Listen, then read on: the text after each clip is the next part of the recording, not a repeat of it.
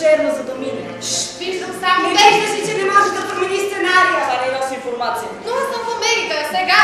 Ти не знаеш нищо за тази страна. Ти не знаеш нищо за този спектакъл. Това не носи информация! Борба за колаж. Ще ти направя това, да се оматна черно в идея! Това не носи информация. Моята любов е покрайни Искам игри. да си направи финал. А моят спектакъл? Ако трябваш да умра, само направи така, това да не е истина.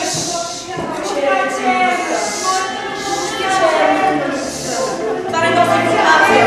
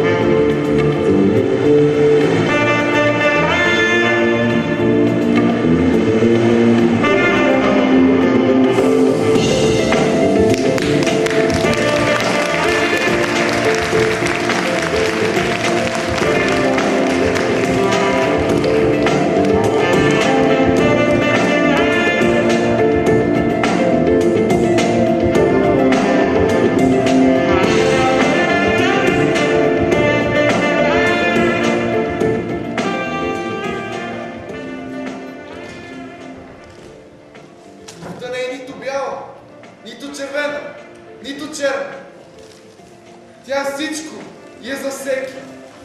И е безкрайна.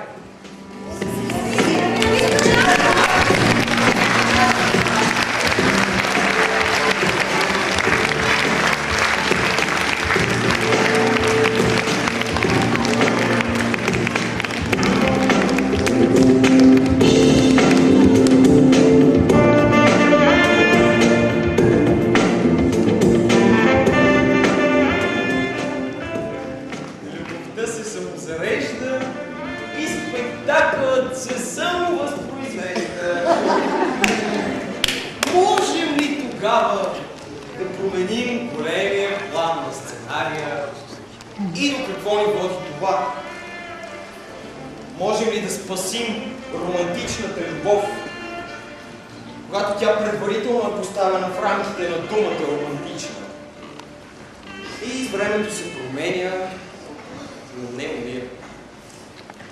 Можем ли да се смятаме за свръхчовеци, след като не сме сами? Можем ли да променим своя личен спектакъл, без да се повлияем от сценариите на другите? Можем ли да бъдем отговорни за нещо друго, освен за самите себе си? Пред някой друг, освен пред самите себе си? Всичко е в главите ни ли? А дали? А сърцата? Моето сърце. Аз обичам Мария, защото Мария е обичана. Аз обичам Анита, защото тя знае какво е да обичаш и да бъдеш обичан. Аз обичам Ени Борис, защото тя обича да я обичат. Аз обичам Консуело, защото си позволих да ми се случи да ме обича. Аз обичам Бернардо, защото е силен, за да дава обич. Аз обичам Тони, защото той обича всички и всички го обичат. Обичам Мария, защото тя дава и получава любов. Аз обичам. Аз искам да обичам. Аз знам, че те обичам. Аз обичам Анита, аз обичам театър. Аз обичам Мария. Аз обичам. Аз не обичам да обичам! Аз не обичам да обичам. Аз обичам да обичам. Аз не обичам да обичам. Аз обичам да обичам. Аз не обичам да обичам. Аз обичам да обичам. Обичам да обичам. Аз Обичам. да обичам.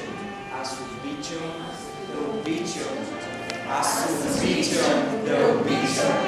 Аз обичам да обичам. Аз обичам да обичам.